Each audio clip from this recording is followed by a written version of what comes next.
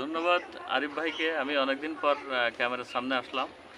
যে বর্তমান দেশের যে পরিবেশ পরিস্থিতি, আমাদের বাংলাদেশে প্রায় ১২ থেকে ১৩টা জেলায় বন্যা আসছে এবং এই ১২-১৩ জেলার মানুষ এখন খুব কষ্টে আছে। এখানে ধনী গরিব, হিন্দু মুসলমান খ্রিস্টান বৌদ্ধ সবাই এই বন্যার পানিতে তারা বর্তমান খুবই বিপদে আছে।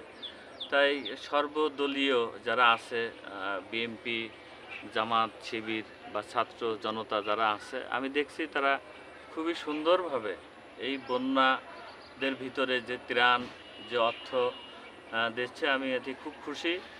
এবং আমি বলবো যে বর্তমান যে ছাত্র যারা আছে, ছাত্র যারা দেশ চালাচ্ছে, আমাদের ডাক্তার ইউনূস শ্রদ্ধেয় আঙ্কেল, সে একজন গুণী ব্যক্তি।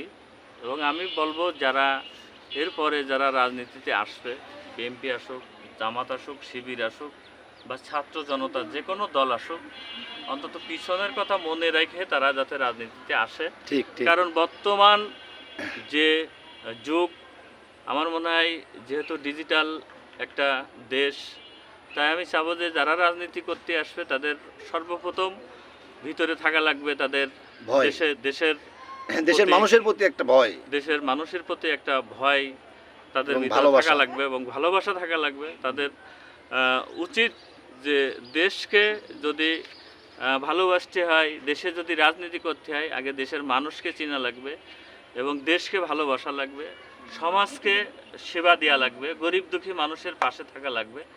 তারই বলা হবে নেতা। এবং নেতা এমন নেতা হয়ে না যে 5 বছর পরে তার বাড়ি ঘরদোর জ্বালা পোড়াও বা তার মানে পলানোর যে চিন্তা, পলানোর যে জায়গা যত না করা লাগে।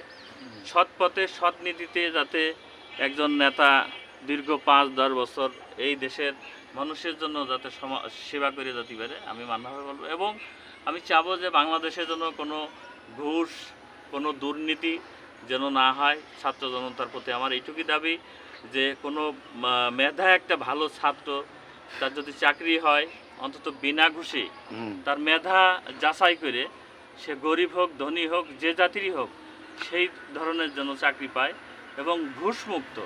যে মান্না ভাই, যে ঘুষ ছাড়া চাকরি নেবে সে কিন্তু চাকরি নেওয়ার পরে সে কিন্তু ঘুষ খাওয়ার কোনো চিন্তা ভাবনা তার ভিতরে থাকবে না। তখন একটা পুলিশ একটা এরকম একটা পর্যায়ে চলে আসবে যে পুলিশ তখন আসলেই জনগণের বন্ধু হয়ে যাবে।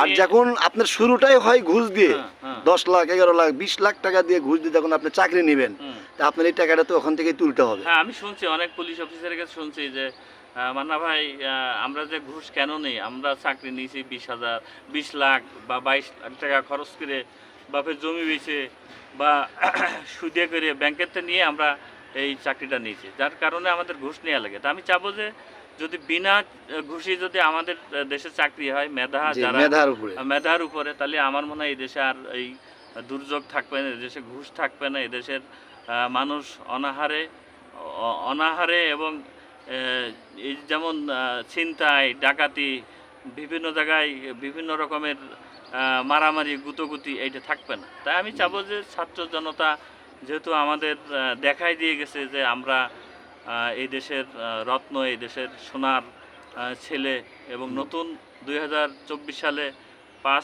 5 আগস্ট যে দেশ স্বাধীন হলো, আমি চাবো যে এই নতুন দেশ স্বাধীন নিয়েই এই লাল এবং নীল পতাকা নিয়ে আমাদের বাংলাদেশে একটা সবুজ সোনার বাংলাদেশ চাই। যে নতুন সূর্য ওঠার সময় যেমন টকটক টকটক করে, লাল টকটক করে সূর্য, আমি চাবো যে প্রত্যেকের ভিতরেই যেন এবং একটা লাল সবুজের টকটক একটা মন থাকে, এবং সূর্য অস্তাজার সময় যখন সূর্য ডোবে সেখানেও একটা লাল টকটক করে। তা আমি চাবো যে প্রত্যেক মানুষের মনটাও যেন এরকম লাল টকটক করে, এবং সূর্য ওঠার সময় যেমন একটা ধারণ দেখা যায়, ডুবার সময় একই ধারণ দেখা যায়। কিন্তু আমি চাবো না যে এর ভিতরে যত কালো আধারে, যেমন ইন্টারনেট বন্ধ করা, কারেন্ট বন্ধ করা বা নেট বন্ধ করা, এই ধরনের দেশ আমি আর চাই না। কারণ এতে অনেক মা বুক খালি হয়েছে। বর্তমান যে ছাত্র সমাজ বা যে ছাত্র আন্দোলন, আমাদের অনেক ছাত্রছাত্রী ভাই বোনদের অনেক মানহানি, অনেক খুনোখুনি, অনেক গুলাগুলি হয়েছে। তো আমি চাবো না যে আবু সাঈদের মতন ছাত্র বা ওই দীপ্ত, ওই যে পানি পানি নাও পানি নাও, পানি নাও, হ্যাঁ পানি আমি নাও। দেখেছি মুগ্ধ। মুগ্ধ, ওই যে ইসে এয়ারপোর্টে, তার মতন যেন আর কেউ গুলি না খায়। আমি চাবো যে একটা সুন্দর একটা বাংলাদেশ, এই হচ্ছে আমার দেশের প্রতি দাবি। এবং রাজনীতিতে যারা আসবে নবীন, তাদের আমার দাবি যে আপনারা যেন পকেটের টাকা নিজে খরচ করে জনগণের পাশে দাঁড়াবেন, দেখবেন যে একটা তৃপ্তি পাবেন। কিন্তু অন্যের টাকা মাইরে, গরিব দুঃখীর টাকা মাইরে আপনি খরচ করবেন, লাস্টে আপনি পলানোর জায়গা পাবেন না। ঠিক। ধন্যবাদ মান্না ভাই।